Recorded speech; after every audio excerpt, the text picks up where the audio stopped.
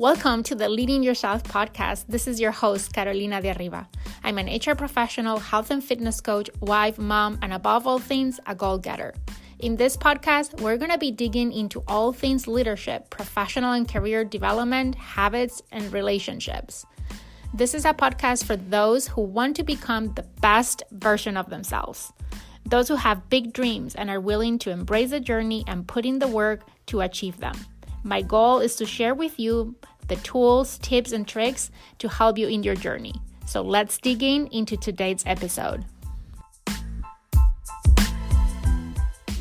Welcome back to the Leading Yourself podcast. Before we jump into today's podcast episode, I just want to remind you that this week is the Thrive Conference. This Thursday and Friday, we're hosting the Thrive 2022 conference live under the theme of reinvention. If you haven't grabbed a ticket yet, please go to the show notes of this podcast episode to grab a completely free ticket to join this 2-day live event. If you can't make it live, no worries. Go to the link. You'll find a couple of options where you can get access to the replay of the event.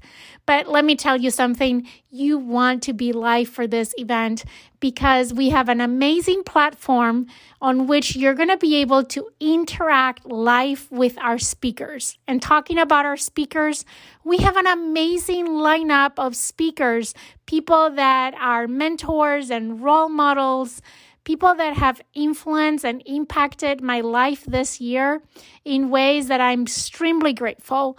And I am super, super grateful and excited for you to hear directly from them. Remember, the theme of this year's conference is reinvention. We're going to be talking about reinvention from different perspectives and different angles. We're going to be talking about reinventing your life. We're going to be talking about reinventing your career and your finances and your health and much more. So you don't want to miss it. Go grab your free ticket and I'll see you there this Thursday and Friday. Hello and welcome to a new episode of the Leading Yourself podcast. This week we have a really special guest. I'm really honored to have Jem Fuller with us. Jem and I just connected via the crazy world of the internet, and that's what I love about the internet these days and social media, that you get to connect with people that otherwise you would never connect with. And Jem is one of those persons, and I'm so excited and so grateful that you're here with us today. Yeah, thank you so much for having me on your show, Carolina. And I agree with you. It's wonderful. And, it's when you're meeting people, the way we met through a platform like this, I find, I don't know about you, but I find that the people that you meet are positive people who are really trying to make a positive difference in the world, because that's why they're like you're taking the effort to put on a podcast and have a show and invite guests on because you're hoping to make a positive difference. So not only do you meet lots of people, you meet lots of good people doing good work, which is really lovely. Have you found that as well? I can't agree more. I think that in today's world, you can be tainted in a very negative way if you just, depending on what you're looking at. But I find that when you're in this space, right, of personal development, you always find people that have amazing missions, purpose, intentions, that want to make a positive impact in the world. And that just lifts you up in ways that it's hard to describe. Yeah, it's funny. Some people have said to me, oh, you just have your head in the sand. You're just in this bubble of good people doing good stuff, and you're ignoring reality. There's terrible things going on in the world, and there's terrible people. And I say, yeah, I know. I'm doing it on purpose because, I know people who their social media feed is all the terrible stuff and all the nasty people and all the horrible things. I know those things are going on. I just don't want to focus on that. I want to focus on what is possible, good people, and what can we do to make a positive difference. So if you look in my social media feed, it's all, positive stuff. And I'm happy to be in that bubble. Yeah, I am like you. I like to turn the volume down on the negative news and turn the Yep. volume up on all the inspiring and motivating people Yep. that are doing great things. Yeah. So, Jem, let's start by, can you share a little bit about your background? You have such a fascinating background. As I was learning more about you and your work, I mean, you went from barefoot backpacking year in India to being a corporate multinational leader. You've been everywhere and done a lot of different things. So tell us a little bit about who you are and your background and what you're doing Yeah, today. sure. Yeah, sure. Um, yeah, I have packed a lot of weird and wonderful things into this life. Um, and I kind of feel like I'm only halfway there as well. So who am I now? I just turned 51. I'm a partner and a father. Between me and my beautiful partner, we have 4 teenagers, and we live here in Australia. I work as an exec and senior leader coach, author, speaker, and international retreat facilitator. So we run retreats in the Himalayan mountains and in Bali and in Australia. Um, and so look, I live this wonderful life, but it hasn't always been so wonderful. There's been lots of ups and downs, obviously, like there is for everybody. But prior to this, prior to my midlife awakening, I call it, but it was other people call it a midlife crisis. So in my early 40s, I lost my corporate career, lost my marriage, my home, everything except my children. But prior to that, I was in a suit and a tie, working for a multinational corporate company, a travel company, and in senior leadership, and earning a lot of money, and you know, driven to drive that net profit growth every month that the corporate leader has to do. And I wasn't happy at all, but I was pretending to be happy. But that really wasn't me. Prior to that, I was very anti-establishment. I was a bohemian. I'd been traveling around the world for most of my adult life. And I'd everything from fire dancer to tattooist, barefoot backpacker, kindergarten teacher, volunteer in third world countries. Um, I had a thirst to travel to countries that were very different to mine. So I wanted to immerse myself into foreign cultures and meet foreign people from very different backgrounds to me. And so that had me traveling around the world and doing lots of crazy different things. So there you go. I've given it to you in reverse. That is so fascinating. And I think life at the end of the day is not about the accomplishments, it's about the experiences, the memories you treasure. And it sounds to me, again, I like to look at things from an optimistic perspective and a half full glass. It feels to me that you have a really rich experiences that really have made life fascinating, and that is just amazing. I, like you, I love traveling. I don't travel as much as I would like to, but learning about other cultures for me is also just fascinating. So before we get into the topics that I want to cover today, because I know that you're doing a lot of work in the space of resilience and communication and all of these work, what is one thing that of from all these experiences, what is that one country, one place, one culture that was like, that most memorable thing that you've experienced in this journey? Wow. Um, And I there's know it's a there's hard question to pick one, yeah, and yeah. but But I mean, I guess if I had to pick one, I would say India, because I keep going back there. I first traveled to India in the early 1990s.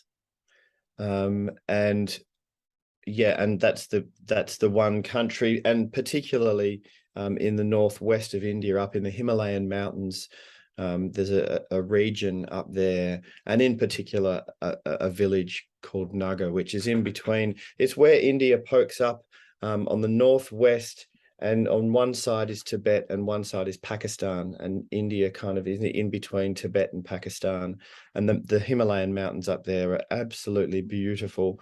And I fell in love with a family up there. They're like my second family. I'm a son and a brother to them, and I've known them for over 20 years. And my partner and I run retreats there. Apart from COVID, COVID put a pause on that, but we're going back this year. So we run leadership retreats up in these mountains every year. So I would have to say India, but in particular, Himachal Pradesh is this state in the north of India that I fell in love with. Awesome. So you mentioned your retreats. Let's talk about that for a minute, because I think it's one of those experiences that not many people get to experience. Tell us a little bit about what these retreats are about. Walk us through what is a retreat, and especially specifically the ones that you host. Yeah, absolutely. Look, I think a retreat is where you get to quite literally retreat, not retreat as in move backwards from the front, the war zone, the front of the war zone, but also maybe kind of metaphorically it is like that. You're coming off the front line and you are retreating from your day to day. And so a retreat, a modern retreat, really is taking some time out of your normal paradigm, your normal busy life, and some time to reflect. My retreats are specifically a long way from home, because to make the journey to get there, it makes the experience of being there more special. If it's just in your local town, then you haven't really had to go through any adventure to arrive there. So it's not as special. But when you have to make the effort to get on a plane and fly and then change to another plane and fly to a foreign land, that's special. And then also my retreats are in countries that are very different culturally. So you're not in Kansas anymore. You've gone to the land of Oz. Also, my retreats have to be in places of stunning nature, really, really breathtaking, beautiful nature, because it's important to remove ourselves from the car and the building and the devices and the machines and everything. So the retreats I run have to be in really beautiful, breathtaking nature. And then the retreat themselves, there's content. This Himalayan retreat, there is some days where we were in a yoga room in a mountain village surrounded by Himalayan mountains, but very small village, not many people, very beautiful and quiet. And we do content. The content on my retreats, we come back to a connection of self, so a rediscovery and an exploration of self and who you are, a reconnection to the greater system, so being part of the greater system rather than separate. So we talk about things like flow. How do I access flow, which brings more success? Then we talk about a reconnection to a sense of purpose. So what is your higher purpose? Why are you really here? What can the meaning be to your life? And then the last conversation is a reconnection to others. So we talk about human behavior and how can we connect more deeply with others? We talk about compassion and how can we access compassion, communication, connection, all of these beautiful things. And then we walk, then we go trekking, and we trek with pack horses that carry all of the equipment, all of the gear, local guides, and we walk remotely. So there's no people where we go. We're not on a tourist path with lots of other backpackers or tourists. We go completely remotely, and it's off the grid. So your phone doesn't work, which is just wonderful. No one can ring you. So that's the Himalaya retreat. It's quite adventurous, this one. And, you're camping in the mountains. It gets very cold at night. You have to have all the right gear. And it's not for everybody, this one. In fact, when I first started running the Himalayan retreat, I had a female client of mine say to me, Jem, the content sounds amazing, but I don't want to go and camp in the snow. Could you do a 5-star villa version in Bali? And I said, oh, that's a great idea. So I started running this 5-star version in Bali, and she said to me, I think it would be a wonderful thing if you did a retreat just for women. So I started running a women's retreat, which I didn't even think about it at the time, but I look back now and go, wow, I was a man running a women's retreat. Was that a crazy idea? But it wasn't crazy. It was really successful, and I felt completely honored, really honored to be able to hold space for these wonderful women to come on retreat. And that one is 5-star. There's spa treatments and cocktails by the pool and all that kind of thing. So that's a different version of the same retreat. Sounds wonderful. This year, for the listeners of the podcast, they know this because I've been talking about this all year, but every year I always like to pick like a word for the year. It's something I've been doing for years, and it's just a way of setting intention for the year and setting focus for what I want to immerse myself and focus on during the year. And my word this year, 2022, is reinvention. And it's, Uh-huh. as I'm listening to you, I'm like, all the things you're talking about are all the things that personally I've been working on this year. And I came to realize that reinventing yourself starts with rediscovering yourself, to come Yeah. home to who you truly are. Because Yeah. we were talking about the media and the news and the things that are going around us. And I think a lot of times we buried ourselves under the expectations of society, under our own limiting beliefs, under our assumptions of what people expect of us, that we tend to forget really who we are in our essence and what is our purpose. So it sounds like your retreats are a wonderful experience for people to rediscover themselves, find their purpose, but also reconnect, right? Because at the end of the day, we're social beings and we can't just be on our own. We need to be part of the bigger society. And so it sounds really, really fascinating. Yeah, it's so true what you were just saying, Carolina. Um, and it's a beautiful duality in terms of, we are alone in terms of our understanding of this existence, but at the same time, exactly the same time, we only exist in relationship with others. If you were completely on your own and there was nobody around you, you wouldn't have a sense of me. You wouldn't have that sense of self. You'd probably still be conscious and aware of living, of being, but you wouldn't have a sense of self. And without each other, we can't exist. We very much need each other. Like you said, we're social creatures. And I only can be in relationship with you, if you know what I mean. So Mm-hmm. it's a beautiful thing. And I love what you were saying about reinvention. I've had a couple of identity crises in my life. When I was in my late 20s, and I had an identity crisis and I really didn't know who I was. And that was quite a hard time.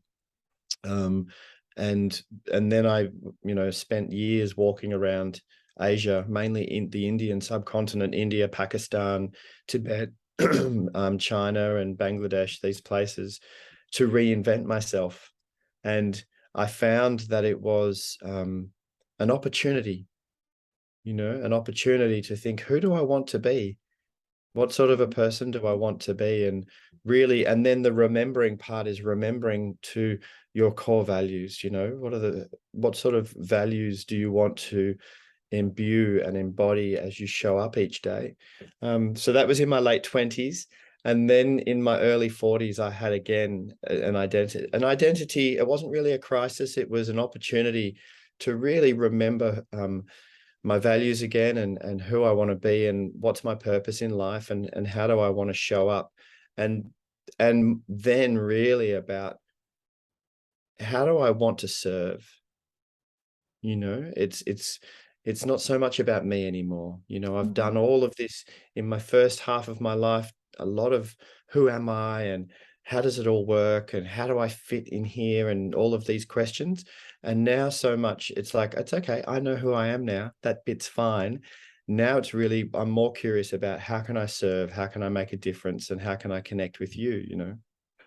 I can relate to that so much. I work in corporate America, and always being in, I've been have corporate jobs, right? And remember, right, starting my career, I consider myself to be very ambitious in the very best sense of the world, on the word, right? Of wanting to do more and learn more and grow. And I'm I'm that kind of person that is always looking to learn and evolve and grow as a person, right? But I, like you, this year has been a lot of reconnecting with how can I serve? How can I? It's not about me growing. That is a collateral effect of me serving. Yeah. Yeah. Beautiful. So I'm gonna do like a 365-degree turn from our conversation, because the main reason why I connected with you and we're talking about today is on this topic that you have developed expertise and now you're serving others, and it's around communication. And when I think about communication, as I said, working in the corporate world, I always tell people that 80% of all problems that exist in corporations are a communication problem, right? Is always either you were not clear in what you were trying to convey, or there was a misalignment of expectations that boiled down to that poor communication.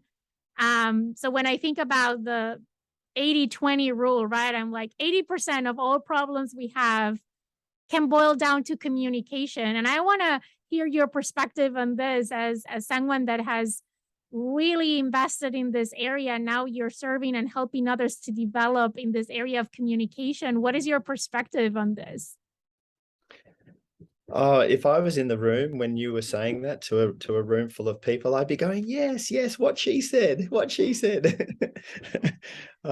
Yeah, look, I agree with you. It's, yes, it's in corporate, in work, in our professions as well, and in our personal lives. You know, you look at a couple, say for example, a couple, and they love each other, and they both love each other, but they're missing each other in the communication. So one person in the relationship's trying to communicate in a particular way, the other person's not understanding them and communicating in a different way, and they're missing each other. So they feel, then there's tension in the relationship, and they fight Mhm. and they build resentment, and the relationship's not harmonious. And it's not because they don't love each other, it's because they're missing each other in the communication. And also, you know, for example, in the social, in the online social world at the moment, you know, have people with different opinions on something, and they're not communicating, they're just shouting at each other online, you know, shouting at each other, typing in with the caps lock on, you know, political people politically, um, on the left and the right, and the blue and the red, and, you know, and they're not communicating with each other to try and make the world a better place. They're just shouting at each other to try and cancel each other on Twitter. You know, it's really kind of crazy, because that doesn't actually advance the situation. That doesn't Mhm. help humanity evolve, you know. And I understand that we have different opinions. That's beautiful. That's diversity. I understand that we have different ideas on right and wrong, or good and bad, or how things should be. And that's, and in a corporation as well, we have different opinions. So someone from the sales department might have a different idea to someone from the finance department. That's okay. That's beautiful. We should celebrate the diversity of thinking. But when we can remember that we have the same higher purpose. So for example, if you're working in the same organization, the organization has a reason that it exists.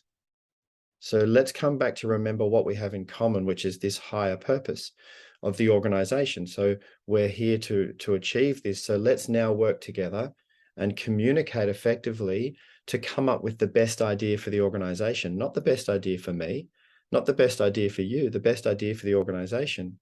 It's like in a relationship, when two people love each other, let's remember that we are together because we love each other, and together we can create, love and happiness and security and children and whatever.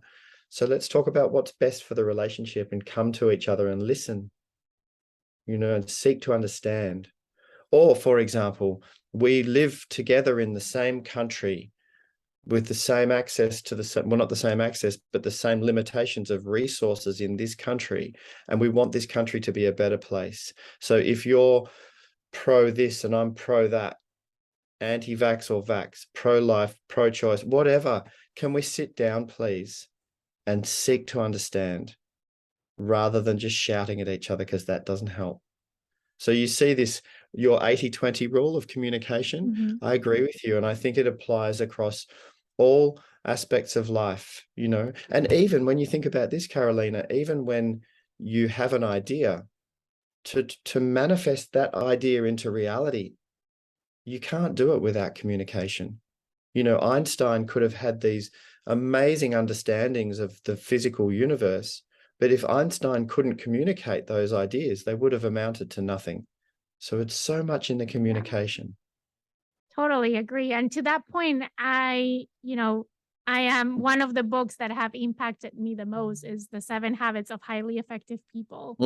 And Dr. Covey always talks about that everything that we see, everything that we experience has been created always twice, right? First in our minds and then in the physical world. And as I'm listening to you, I'm like, yeah, there's the bridge between those two is how we communicate what is in our minds, so it can't become a reality, right? In our physical world. And I think as I'm listening to you, and this is something that I've learned maybe the hard way, because I'm the kind of person that always has an opinion, and I like to be heard and I like to be seen, that the same way that this 80-20 rule of communication is 80% of the root cause of a lot of the problems that we have, I think within communication, the skill of listening is something that is so much missed, right? When we think about communication, we think about expressing an idea, right? And talking. We're not thinking about the listening part. And I think in what you're saying, that resonates a lot with me, right? In order to look to that common higher purpose and to understand each other, we need to start by being able to listen, and listen really to understand, not to think about how I'm going to push back and refute on your idea so my idea prevails. Yeah, so true. It's so true to listen, and it's a mindfulness practice, to sit in the moment and to be listening with curiosity and seeking to understand. And like you said, not queuing up to speak, not thinking, oh, I want to say, not doing that, just really becoming mindful and present in the moment and listening and seeking to understand is a really beautiful thing. And this doesn't mean that we always have to necessarily agree. I can listen to you and seek to understand where you're coming from. That doesn't mean I have to agree with you at the end. But in the moment of seeking to understand, I'm really curious to do what I can to understand where you're coming from. How can you cultivate that curiosity? If someone like me struggle to listen and to not interrupt, and how can you develop that curiosity in understanding the other person's points of view? Do you have any strategies, any tips that you can share with us? Yeah, sure. I'll get to a few specific strategies that are very practical, that you and your listeners can take away from this. But before I do, a little bit more broadly, we need to, I believe it's functional and helpful to cultivate a perspective that I'm not so important, an awareness of my ego, Our ego is driving the bus reactively, immediately, all the time, right? We take everything personally and we defend our sense of identity like this, So if we feel that our ideas are challenged, or our political point of view is challenged, or our sense of who we think we are is challenged, we fight that. We defend and jump in and react. That's our ego. Mm-hmm. As we can become more aware of our ego and pop it to the side a little bit, and just notice it and say, hey, ego, I see you, but we're safe. And because the ego is trying to keep us safe. Yeah, it's fueled by fear and it's trying to protect us. But quite often we're not actually in danger. There's no lion coming along the savannah plains to eat us. I'm just sitting in a boardroom with you and we're just discussing ideas on our business. So I'm not actually in danger. So to start to cultivate the awareness that I'm safe right now, ego, I'm just going to pop you to the side and I'm just going to listen. I've got nothing to defend because we're so defensive. So that's the bigger picture concept of it. Mm-hmm. In terms of practical things to do to cultivate the ability to do that, to put the ego to the side. Which one first? I want to share a few things. I strongly recommend a practice of mindfulness meditation. Mindfulness is an awareness of the present moment with no judgment, no attachment, just simply noticing what you can notice in the present moment. Now, it's simple, but it's not so easy, right? Because we have very busy brains. So we're noticing our breath, or we're noticing our thoughts, or we're noticing the temperature in the room, or we're noticing whatever we can notice, and we get very distracted. Every few seconds, we get carried away with our thoughts and distracted. That's okay. That's normal. Just come back to the practice of noticing. So this is a practice of mindfulness. This is mind training.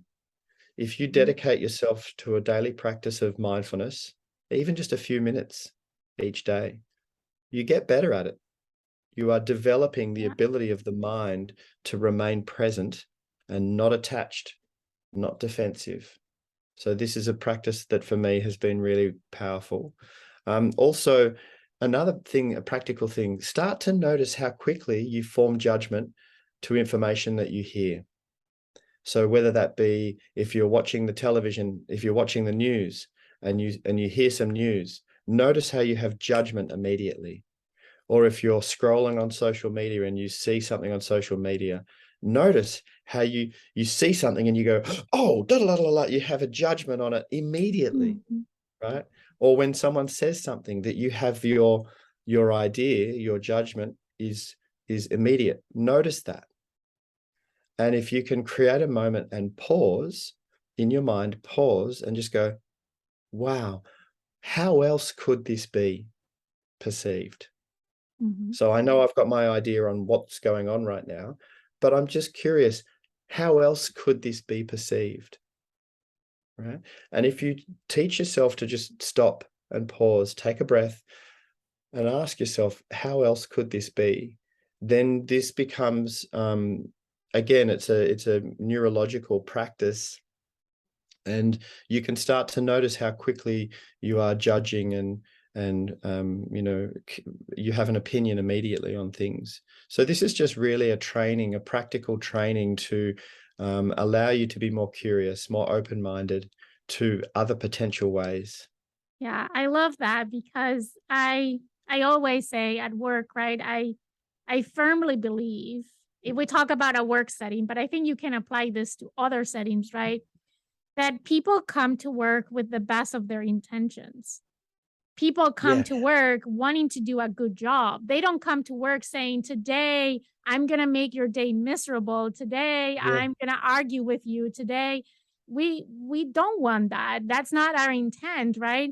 It evolves into that because of how reactive we are to the conversations, the situations, and because, as you said, the judgment and the ego and taking things personal and so on. So for me, it's always reminding myself of that and saying, okay, why does this person think that this is a good idea? Why does this person support this point of view?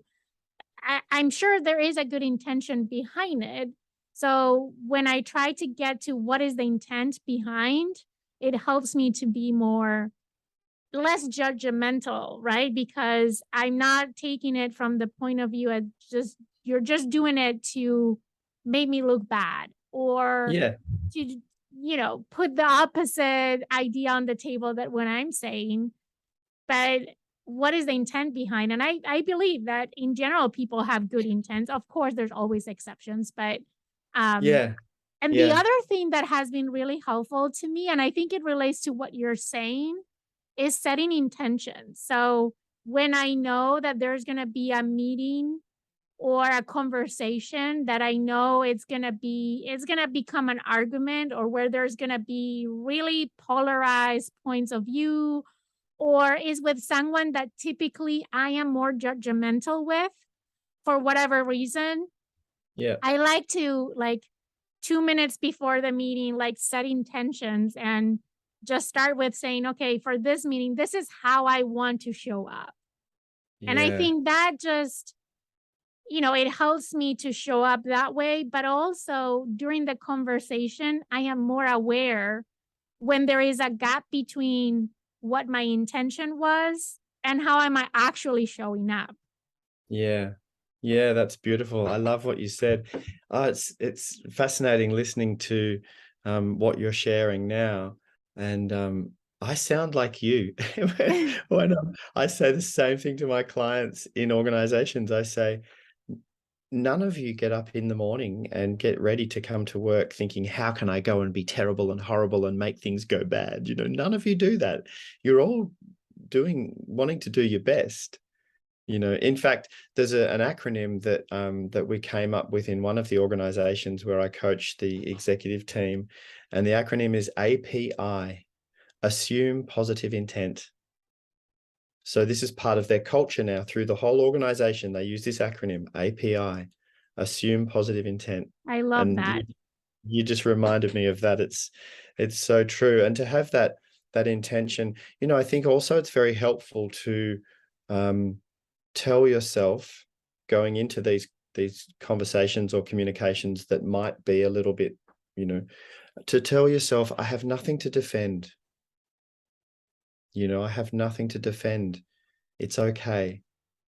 Because if we feel that we have to defend, which means we feel like we're potentially being attacked, or our ideas are being attacked, or this is the way that it should be, and we hold on very tightly to the way we think things should be, that's when we can trip up in this miscommunication, because we get emotional, we get defensive, we can become aggressive, or at least we're very reactionary. We can't become quite stiff and brittle. Mm-hmm. And when you're stiff and brittle, you can break, or at least you're not open to being adaptive or flexible. And we need to be adaptive and flexible, right? So rather than holding on so tightly to the way you think things should be, just loosen your grip a little bit, just loosen and become more like bamboo. Bamboo is beautiful and flexible and very strong. So you can have an internal strength, you can have integrity to your core values, and you can be flexible and supple, just loosen your grip a little bit. And I think it's a good way to approach communication. Yeah, I love that. It's not this or that, but you can have both, right? You can be strong and firm, but at the same time flexible and relaxed and open to new ideas, right? And I think that is an important distinction, because a lot of times we feel like, is this or is that? If I'm too flexible, if I'm too soft, then they're going to take advantage of me. Or if Yeah. I'm too firm, then people are not going to listen to me. And I think you can be both and hold both Yeah. at the same time. Yeah, absolutely. You can be both. And the way to be both strong and have a core of integrity, and to have that internal strength, and to be flexible and adaptable. I think the way to do that is to remember you don't need to be defensive. You don't need to feel like I have to defend my ideas or defend myself, or, if you can let go of that, if you can come to an understanding that you are safe within your own integrity, then you have this internal strength, and then you can be adaptable into the situation. I love that. Mm.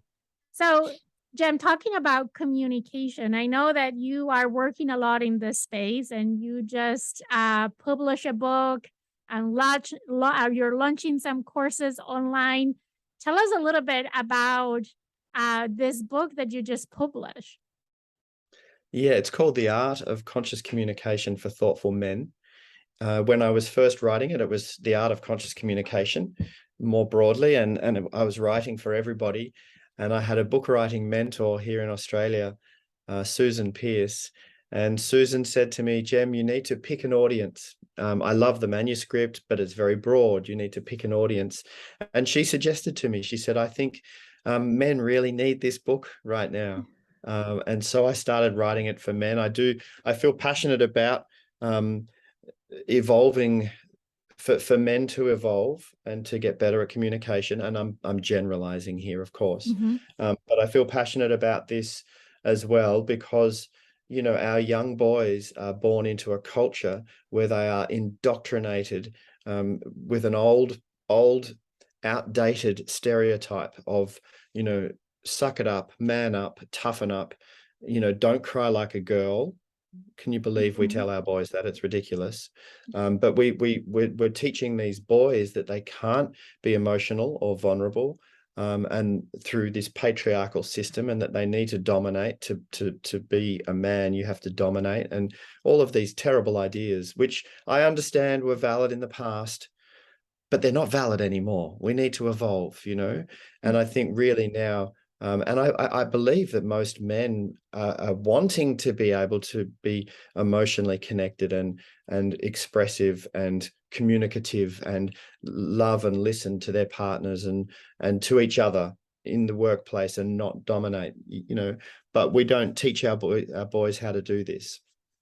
So the book is written for men, but it's funny, Carolina, it's usually women that pick up the book off the shelf and read it and love it and write me an email going, I'm a woman and I read your book and I love it. It's awesome. And I'm giving it to my husband or my son or my brother. So that's the book. And there's lots of there's lots of my stories of my, very colorful travels around the world, but also very practical applications of the learnings in terms of communication and accessing emotions and your relationship with yourself and others and all of that kind of thing. So that's the book.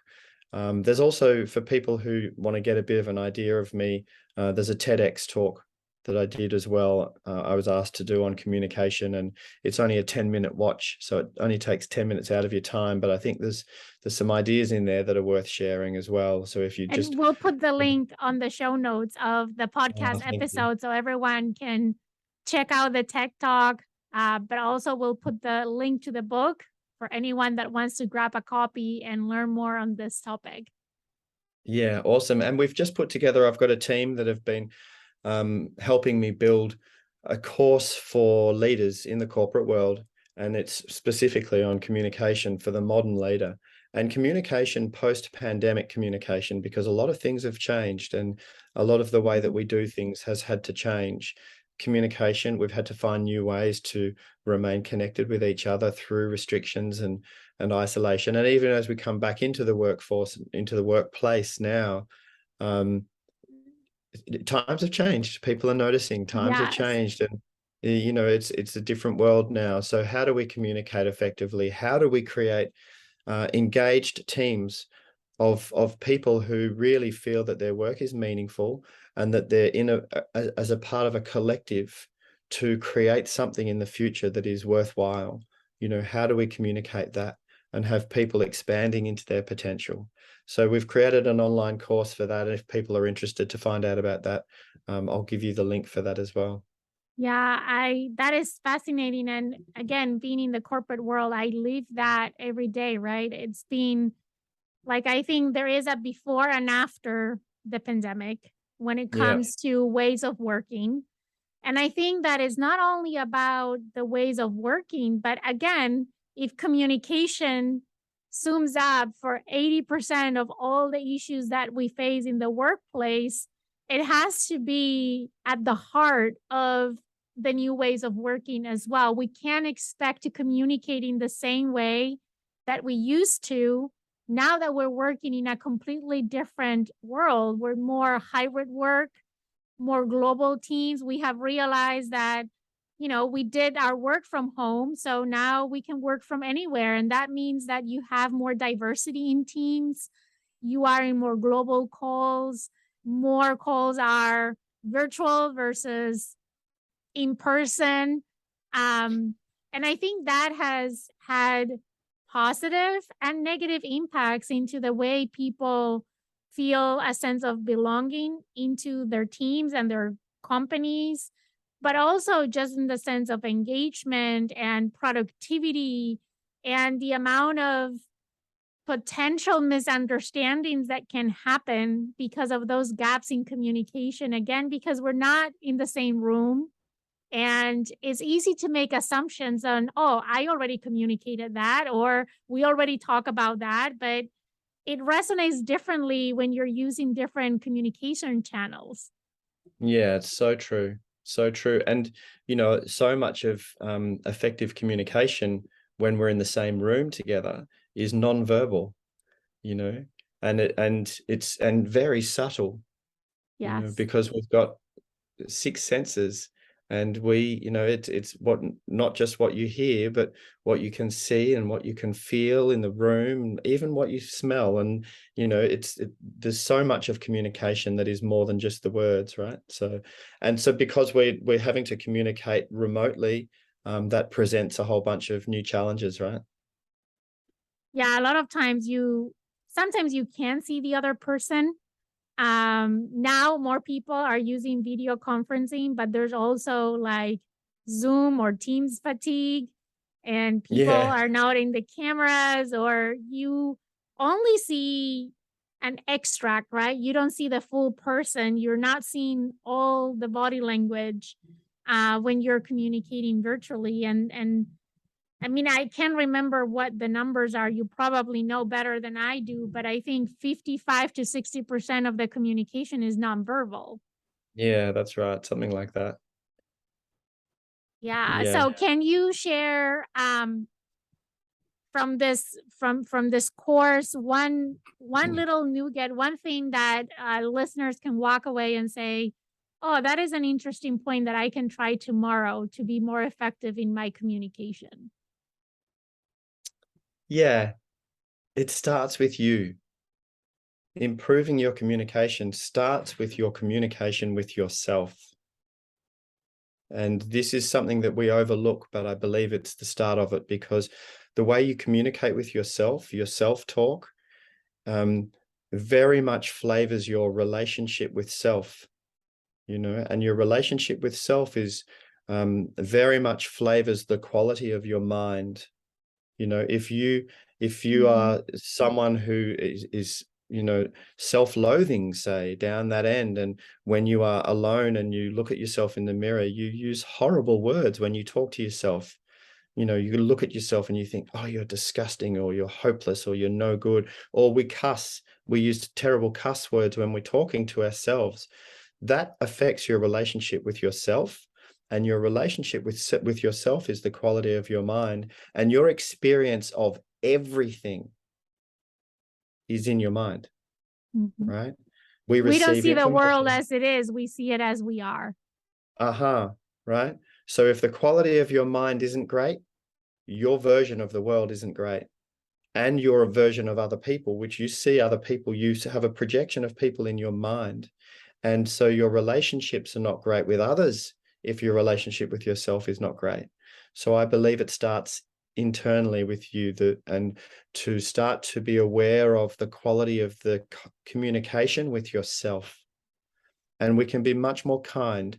Now, we can still have a benchmark of how we want to show up. We can still hold ourselves and say, I want to be my best. I want to try and do my best. I want to grow and improve and evolve.